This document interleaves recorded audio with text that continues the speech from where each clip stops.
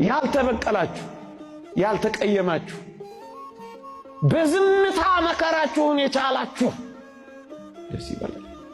ከወገናችሁ የመጣውን መከራ የተቀበላችሁ ደስ ይበላችሁ። የእግዚአብሔርን ማህበር መሰላችሁ። በአልጋ ቁራኛ በደዌ ዳኛ የተቀመጣችሁ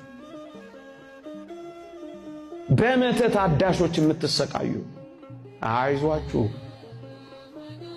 ትምህርት መማር ያቃታችሁ፣ ሥራ አልሳካ ያላችሁ፣ ነገር የተገለባበጠ የመሰላችሁ አንጀታችሁን ለመብላት ወይም ደግሞ ትርኢት ለመስራት ወይም ቃል ለማስተካካት የምናገረው እንዳይመስላችሁ ከወገናችሁ እንኳን ሳይቀር መከራ ብትቀበሉ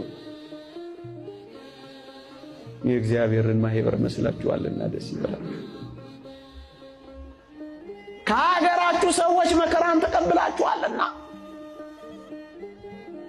እውነት ስለተናገራችሁ ከጽድቅ ጋር ስለቆማችሁ አብረዋችሁ የሚሰሩ ሰዎች ነገር እንኳን ቢሰሩባችሁ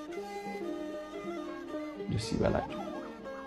በብዙ መከራ በመሰደድም በአገር ሰው መከራ በመቀበልም መቆሚያ መቀመጫ ያሳጧችሁ ብትኖሩ እንኳን ያፈራችሁት ሀብት የጠፋባችሁ የገነባችሁት ቤት የተቃጠለ የፈረሰባችሁ እንኳን ብትሆኑ ግድ የለም ወደ አይባሳችሁ እግዚአብሔር የተዋችሁ እንዳይ ምን ይሆን ነው ካላችሁ የእግዚአብሔርን ማህበሮች መሰላችሁ።